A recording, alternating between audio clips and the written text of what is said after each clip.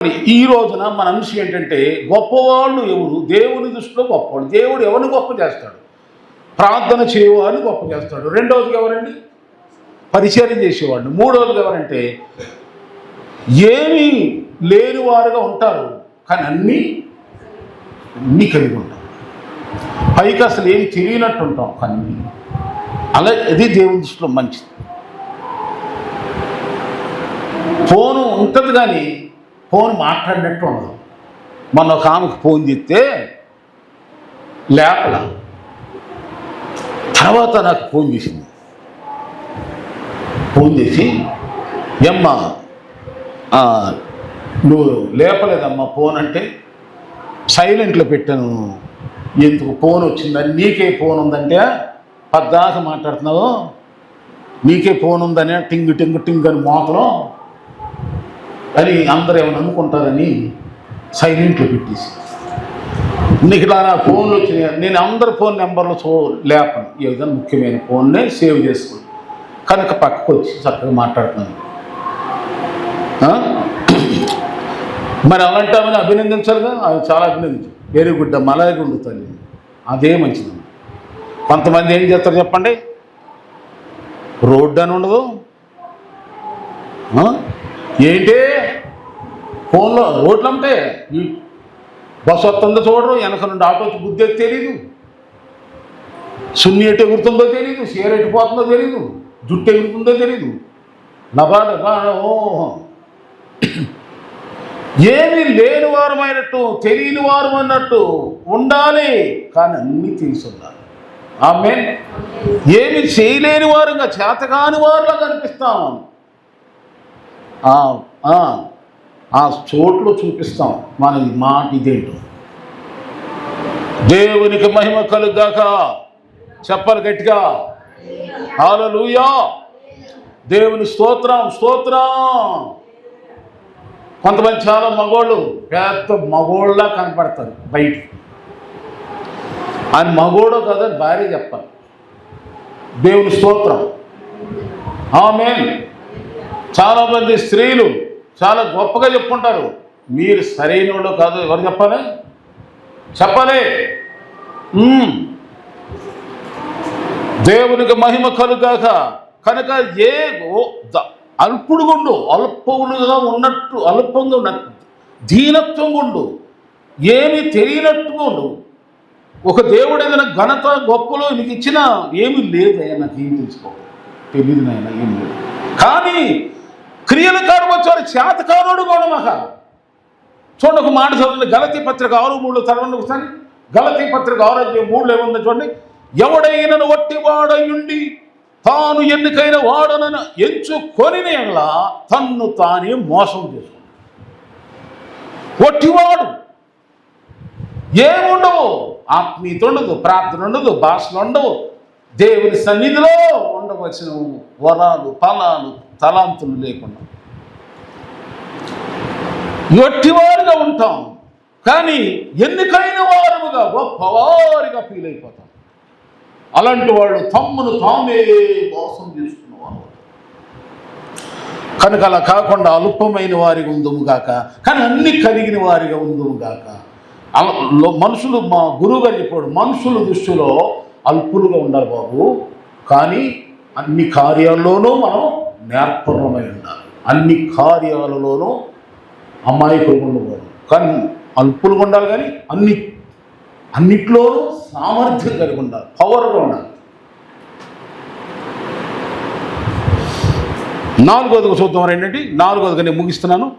4వది ఏంటి? ఫిలిప్పీ పత్రిక మనం గొప్పగా ఎంచుకోవటానికి, దేవుడు మనం గొప్పగా ఎంచాలంటే, దేవుడు మనం ఉన్నతంగా ఎంచాలి. నీ కుటుంబాన్ని, నిన్ను, నీ పిల్లల్ని తరతరాలుగా గొప్పగా దేవుడు చేయగాక. చెయ్యాలంటే ఏం చేయాలంటే, ఫిలిప్పీ పత్రిక 2:7 ఉందని చూడండి. మనుషులు, యేసు ప్రభు గురించి చెప్పండి అక్కడ, సిలువ మరణము పొందునంతగా విధేయత చూపినవాడు తన్ను తానే తగ్గించుకున్నాడు. 8వ విధేయత అనండి, ఓబిడియన్స్,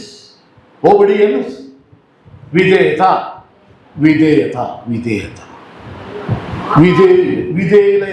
విధేయులైన పిల్లలుగా ఉండమంటాడు బైబిల్లో మనల్ని. మనం ఎలా ఉండాలమ్మా? విధేయులైన. అంటే ఎవరి పిల్లలుగా? దేవుని. అంటే మీరేం చేయాలి? పాస్టర్ గారు ఏం చెప్పారు, విధేయత ఉండాలా? చెప్పండి. ఇప్పుడు ఎక్కడైనా పాస్టర్ మా గురువారం గురువుకు ఏదైనా ప్రార్థనకు రండి అంటే అవునక్క నేను వింటాను, పక్కనే ఉన్నాము చేస్తూ ఉంటాను, నేను బైబిల్ చదువుతూ ఉంటాను, నేను వింటాను వాయిస్. అవునక్క సరేనక్క వస్తున్నాను, సరేనమ్మా. తీరు అక్కడ చూస్తే మరి అది విధేయత అంటారా? చెప్పండి చెప్పండి అక్కయ్యలు, చెప్పండి అన్నలో. విధేయత అనేది, విధేయులుగా ఉన్న విధేయత నిన్ను గొప్ప చేస్తుంది. ఎక్కడన్నా ఇప్పుడు నేనున్న లోకంలో స్నేహం చేసినప్పుడు సినిమాకి వెళ్దాంరా అంటే వెళ్ళి తీరాలి. టికెట్ పట్టుకురావాలరా, నువ్వేరా గట్టోడురా అని అంటే విధేయత. ఎంత విధేయతో, విధేయత. మరి ఇప్పుడు దేవుళ్ళలోకి వచ్చారు, ప్రభువులోకి వచ్చారు. దేవుల్లో అంతకంటే విధేయత కలిగి ఉంటారు. దేవుని సేవకులు ఏం చెప్తారు? నా ఇంట్లో 6 ఆడపిల్లతో నేను పుట్టాను. మా అమ్మ మా నాన్న నన్ను ఎంతో గారంగా పెంచుకున్నారు. నా దురదృష్టం ఏంటంటే చిన్న వయసులో మా నాన్న చనిపోయాడు. అయితే మరి పెద్ద అవుతున్నాం. ఇంట్లో నన్ను మా కోళ్ళు ఎత్తుకునేవాడు, చాలా గారంగా చూసుకునేవాడు. పుట్టిన మగపిల్లుండని. కానీ మరి దేవుని పిలుపుని బట్టి దేవుని నమ్ముకున్నాను, చర్చి తీసుకెళ్ళేది మా అమ్మ. అప్పుడు ఆ పాస్టర్ గారు ఇక జారీ దయ ఉండేది కాదు, కావుడేసుకో నీళ్ళు చేయాలి. ఇక్కడ నుండి ఎంత దూరం వెళ్ళాలంటే బాలయ్య హోటల్ దగ్గర వరకు వెళ్ళాలి వాటర్కి. నాకు అలవాట్లేదు, కానీ నేను చెప్పేవాడు, మీరు నమ్మండి, ఈ భుజం పుడుకు మచ్చ ఉంది, రక్తాలు కారిపోయి. తర్వాత ఇప్పుడులాగా ఫంక్షన్ హాల్ ఉండే కాదు. ఎక్కడ మీటింగ్లు పెట్టాలని పొలం అంతా క్లీన్ చేయాలి, గ్రీన్. పోనీ ఆ పొలం ఎంత శుభ్రంగా ఉండేది కాదు, చాలా శుభ్రంగా ఉండేది, చాలా గలీజ్. మళ్ళీ అక్కడ నుండి పోనీ అదే బైబిల్ ట్రైనింగ్కి వెళ్తే, పాస్టర్ ట్రైనింగ్కి వెళ్తే అక్కడేదో ఘనంగా చూస్తారు, కూర్చోబెట్టి చెప్తారు. అక్కడికి వెళ్తే మాకు ఆ బైబిల్ కాలేజీకి వెళ్ళగానే నాకు వెళ్ళిన వారంలోనే మొదటగా మాకు వచ్చిన డ్యూటీ, ఒక్కో రూమ్కి ఒక డ్యూటీ ఇస్తారు. మేమున్న రూమ్ ఒక డ్యూటీ ఏంటంటే టాయిలెట్స్ క్లీనింగ్. ఏంటండి? బాత్రూములు. అసలు టాయిలెట్ ఏంటో తెలియదు నాకు అప్పుడు 100 రూపాయలు వెళ్ళినండి. కానీ ఇక్కడికి వెళ్ళినాక అసలు టాయిలెట్ ఏంటో నాకు అది ఒకటి చెప్పాడు, ఇది బ్రష్ ఇచ్చుకుంది. అది ఎవరు చేసేవాళ్ళు అంటే నేను చూసినప్పుడు మున్సిపాలిటీ వాళ్ళు చేసేవాళ్ళు. నేను ఎక్కడికి చేస్తున్నట్టు తప్పదయ్యా, చేయాలయ్యా. ఇలా ఎన్నో విధంగా దేవుని దగ్గర సేవకులకి విధేయత శిలువ మరణము పొందునంతగా యేసు ప్రభువు విధేయత. ఇదేమందరే ఇట్లా తీస్తావు తప్పవుతాయి. హెబ్రీలకు రాసిన పత్రిక 5:8 కూడా ఉంది ఈ మాట. హెబ్రీలకు రాసిన పత్రిక 5:8 అంటే ఆయన కుమారుడై నుండి అంటే అర్థం ఏంటి? ఆయన ఎంపీ అయి ఉండి, ఎమ్మెల్యే అయి ఉండి, అది అర్థం. అప్పుడప్పుడు మన వాళ్ళు ఏం చేస్తారు, ఎలక్షన్ దగ్గరికి వచ్చేవరకు మన ఎంపీలు ఎమ్మెల్యేలు వీళ్ళందరూ ఏం చేస్తారు చెప్పండి? ఎప్పుడు ఓడనోడు కూడా ఏం చేస్తాడు? చీప్రి. ఎప్పుడు అట్టయినోడు కూడా ఏం చేస్తాడు? అది అట్టది. ఎప్పుడు కూడా పొరుగు పట్టుకున్నాడు అప్పుడు పట్టుకుంటాడు. ఎప్పుడు బురదలో దిగినాడు అప్పుడు దిగుతాడు. ఎందుకు? వాళ్ళకి స్వార్థం ఉంది, ఎలక్షన్ కోసం, ఓట్ల కోసం. మనకని ఏమక్కర్లా. దేవుడు మనల్ని గొప్ప చేయాలంటే విధేయత కలిగిందుముగాక. దైవజనుడు ఏమి చెప్పినా చేయండి. నా స్వార్థం కొరకు నేను చెబుతున్నానా? దయచేసి నన్ను అట్లా ఫాలో అవ్వాలి. మీ మేలు కొరకు, మిమ్మల్ని హెచ్చించడానికి, దేవుని దృష్టిలో మీరు గొప్పలు అవ్వాలని ఆశతో ఆకాంక్షతో నేను మాట. ఇది చివరిగా ఇంకోటి ఏంటంటే లూకా సువార్త 14:8 రండి. 14:8 నుంచి 11 వరకు చూస్తే 5వ పాయింట్ ఒకటేమో ప్రార్థన చేయటం ద్వారా గొప్పవాళ్ళు తగ్గించుకున్నట్టు అవుతుంది.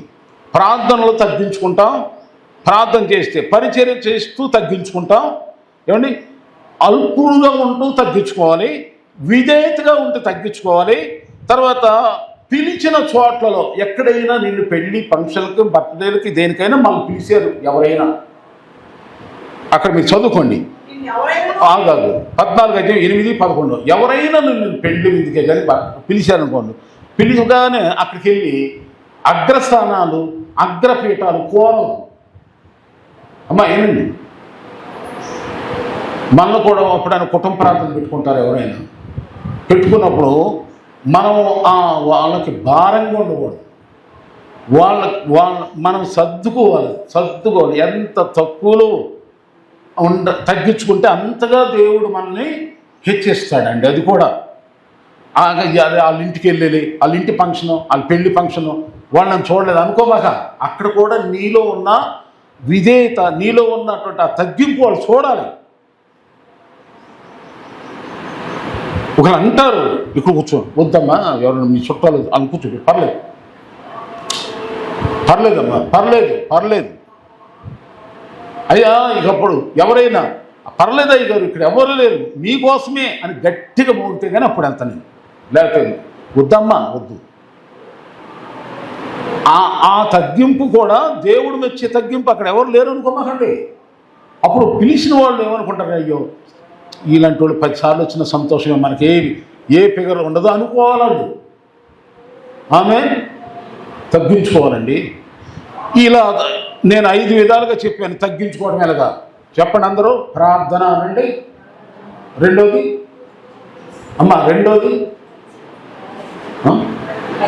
గట్టిగానండి పరిచర్య అనండి, తప్పలేదు.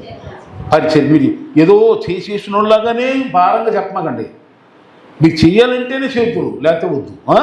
మీరు గొప్పవాళ్ళు అవ్వాలని దేవుడు చెప్తున్నాడు మనకి. రెండవదిగా అల్పులుగా ఉందాం. గొప్పవాళ్ళుగా ఉండి పైకి గొప్ప లోపల దెబ్బ అన్నట్టు ఉండదు. 4వదిగా విధేయత కలిగిన వారి ఉందాం. విధేయత, ఇదిగో పలానా చెప్తే ఇంటదే, పలానా బ్రదర్ చెప్పానంటే కాదనడో